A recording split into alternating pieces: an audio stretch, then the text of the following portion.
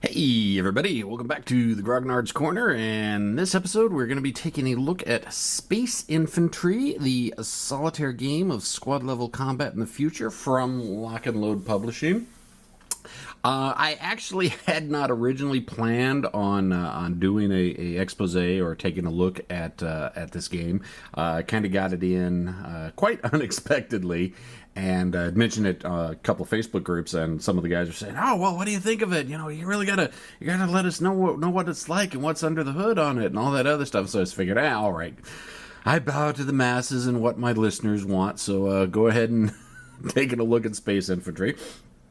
I will have to say I've always been a real fan of Lock and Load Publishing games. I think Mark Walker's World at War series is probably one of my favorite game systems out there. So I always try to keep an eye on anything that Lock and Load does. And I will have to say this definitely does live up to the usual Lock and Load production qualities that I've come to expect. But let's go ahead and take a look at things. So you've got your basic rulebook here. You got your Space Infantry, your powered armor Marine sitting there on the front, and you know, it's got the index on the front, which is a good thing. And then you know your rules, 4-column, not too tiny font. You know, it goes over all the different rule sets, and got advanced rules. And then the thing that I like the most about it is the example of play. A lot of games I think could be really well served by having a very detailed example of play. This game definitely does it. I mean, there's at least 4 pages illustrated, you know, how the game turn flows, how the nodes work, how you move your guys, how you do your random number rollings. And then they've also got a breakdown on a lot of the individual Hive scenarios, exactly what you're supposed to be doing, and the special rules for them. And then keep going further back. A glossary. We don't see that very often in war game manuals. I think some games would probably benefit by having a very detailed glossary. I'm looking at you, Advanced Squad Leader. Then you've got the squad sheets. You got a different couple type of squads that you can run. Of course, you have to photocopy these out yourself. And then there's 2 different campaigns that you can run if you don't want to run just individual scenarios, and you got some campaigns, and you have to make some operational decisions from turn to turn. And then the notes. Sometimes need to leave some notes. And then the quick reference card on the back, which is always a huge help. So let's take a look at the units. As you're playing Space Infantry, the whole thing is built around taking your teams and running them through missions. And they give you a wide variety of different types of teams you can run. You got your fire team, squad leader. You always get your squad leader. He's the one that you get for free. A lot of these campaigns and the scenarios allow you to build your own teams. So you see this little number up here in the corner. That's how much that costs. So say a scenario says you get 100 points to build your teams out of. So you can go ahead and just build your teams however you want. You've got 0G infantry here, and you've got snipers, shotgunners, you've got heavy weapons. And then there are also individuals, specialists, which represent one guy. The squads, except for the squad leader, all represent, you know, a fire team of 5 to 6 guys. Then you've got your individual specialists, like a technician, a scientist, and these are all the different skills that they have, and their different abilities with them to be able to, when you're doing tasks in-game. You've got your medic, you've got your explorer, engineer, demolitionist, and on the back side is actually the same thing, only it's the veteran version of them. And if you notice, they're a little bit more expensive. Heavy weapons is 40, whereas his normal cost is 20. And the stats are a little bit different. Fire 2, melee 5, anti-vehicle 3. Oops.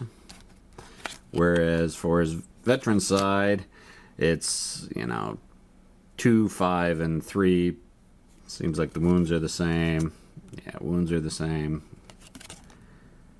Looks like he's got some special abilities. Yeah. So you can kind of really tailor your team the way you want them, depending on the scenario or just what your personal preference is. And then you have the core of the game are these scenario cards.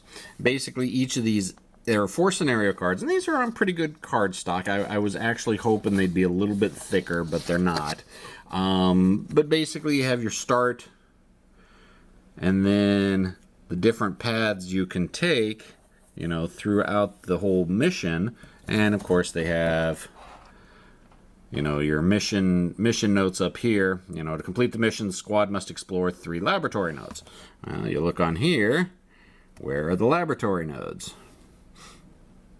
You've got laboratory 3 up here, laboratory 2, laboratory 1. So basically, start off here, and as you move through each of these boxes, they're called a node, and they have different requirements for you to be able to move into it. For example, this one is advanced 4, and you have to generate enough advance points to be able to move into there. Now, if you look, your teams, like Fire Team B here, has an advanced skill of 3. So you take that, roll around. Well, not really roll. You draw chits. There is no dice rolling. Try to generate a number of successes. That's the number of successes you need to be able to actually advance into that node. And then once you get there, there's this little string down here that tells you, all right, there's a possible event here.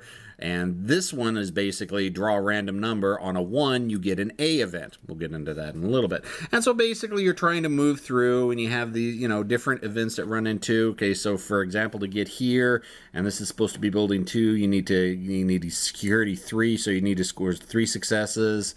And, you know, to get into here's a repair and demolition, science. So basically what you're looking at doing is trying to match your team to the types of skills that you're going to need in the scenario, and then progressing through. Now, you've got 30 turns to be able to try to completely do everything, or, you know, you fail. And there's a whole wide variety of scenarios. You know, you've got 8 scenarios, and here's one. You know, rescue the scientist group. And this one, you actually randomly put down where the scientists could be at, and then you got to try to find them and rescue them and get them out in time. And this one takes place on an asteroid. So that one's kind of cool. You know, you need 0G skills, 0G skills, 0G skills, your computer. And this one is...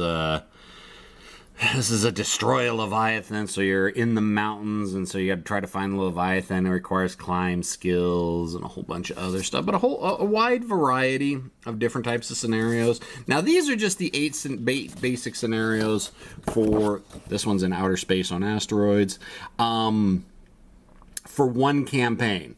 Now, what you also have is you have Hive missions and the Hive campaign, which actually use these Hive cards. Now, this one is kind of cool because you actually kind of build the Hive as you go through it. You draw out random cards, and you try to line up, you know, how the Hive works. And, you know, as before, you have these strings. So to get into this node, you need climb with 2 successes, and then you know, you've got the random string here is a draw a number on a 3+, you get an A event. And then most of them have these unique little things that are unique to each tile. You know, narrow passage, max of 2 units and 2 enemies can participate in combat. So when you're in here, you fall under the narrow passages rule.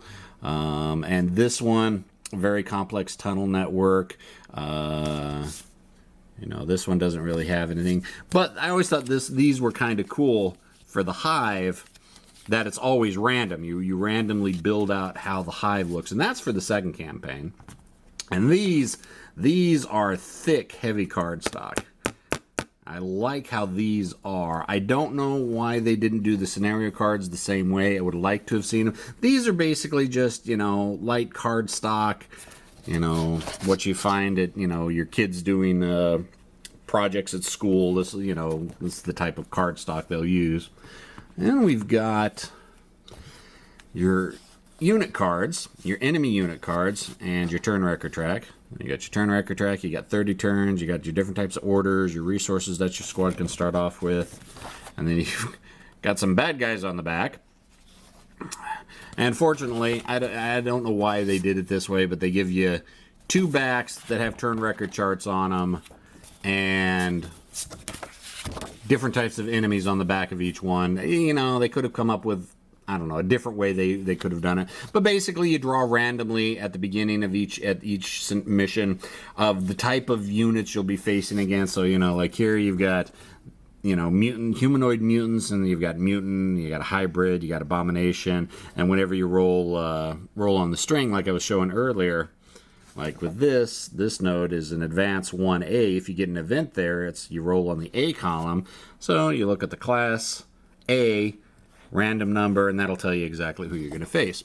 And there's, you know, humanoid mercenary forces you can face, you know, soldier, sergeant, assault team, dark gods, followers, humanoids, cultists, acolytes, demons. Oh, that doesn't sound very fun. Dark roots, which is a plant, creeper, adult plant. These are more for the Hive missions. And then you've got flesh eaters, you know, scouts, warriors, the queen, cyber robotics. So there is a variety of enemy types you can face. So you're never going to be you're not always going to be facing the same type of infantry. Now these again, these almost feel like they're a different card stock than this. So it's like already we're looking at 3 different types of card stock for the cards and counters and sheets and everything. These cards I think are going to be getting the most use. I wish they would have been a little bit more sturdy and durable. I could see these getting worn at the edges given time. Let's go ahead and look at the counters now. So I was actually surprised that there isn't a lot of counters in the game. I've played a lot of other solitaire systems, and they're usually just very counter heavy. Not a lot of counters in this one, which is pretty cool. Also, it's a diceless system. Instead of rolling a 6-sided dice, you just draw a number. You know, you have your little coffee cup off to the side, and you draw your number randomly from there. These are really, really, really, really, really thick cardstock. I love how thick these counters are. These counters themselves, they're nice, they're big, they're 5/8 inch. And, you know, you got the backs of them as well. A whole bunch of administrative counters. And then we've got a second counter sheet. So, yeah, like I said, there was only 2 counter sheets in it. Again, some more administrative. These ones up here are all the 5/8. But then you've got these really big, thick ones where you mark your teams and some other administrative information. Those are 1.25 inches. An odd size for a counter. But you know what? I'll take it. I love the big counters. You know, my eyesight, my fat fingers makes it real easy. So, and the nice thing is they even gave me a bunch of little baggies so I could store my counters in, which you do not see that very often, which I thought was really cool. So there you have it. Space Infantry from Lock and Load Publishing. I wanted to do a quick overview real quick. I will be breaking out and doing a game here, and we'll be probably picking up about halfway through it, and we're going to see our progress, and we're going to see how the gameplay works. All right, everybody. Thanks for watching. I appreciate it.